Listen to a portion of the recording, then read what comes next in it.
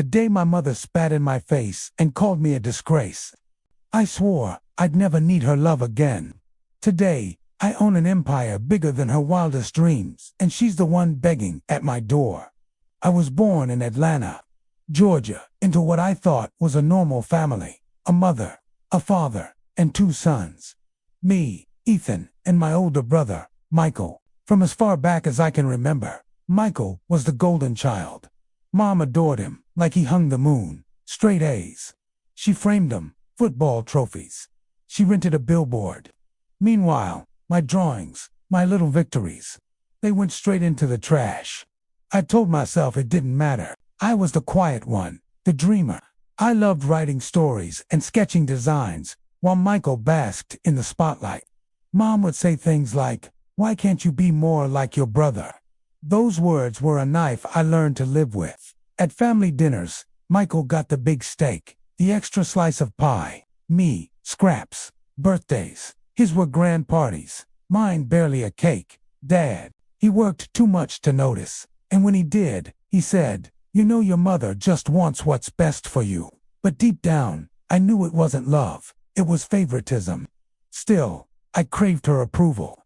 I studied hard, scored decent grades, and when I got accepted into a state college for art and design, I rushed to tell her. She didn't smile. She just said, "Art, that's not a real career, Ethan. Michael's going into law. Why can't you be smart like him?" That was the day something inside me broke. College wasn't easy. No financial help from Mom. Every time I called, she asked, "Do you need me to send money to Michael?" Not once did she ask how I was eating, how I was surviving. I worked 2 jobs, lived off ramen, and sometimes slept in the campus library because rent was late. Meanwhile, Michael, fully funded, designer suits, a new car for law school. Mom even bragged about him on Facebook like he was some celebrity. And then came the ultimate blow. My father passed away during my sophomore year. Heart attack. Devastated, I went home for the funeral. And there she was, standing tall, introducing Michael to everyone as the man of the family. She barely looked at me. That night, when we read the will, I got $1,000.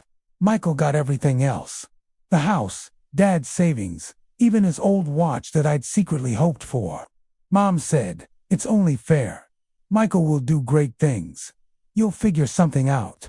I walked out of that house and never looked back. I hit rock bottom after graduation. Slept in my car for weeks.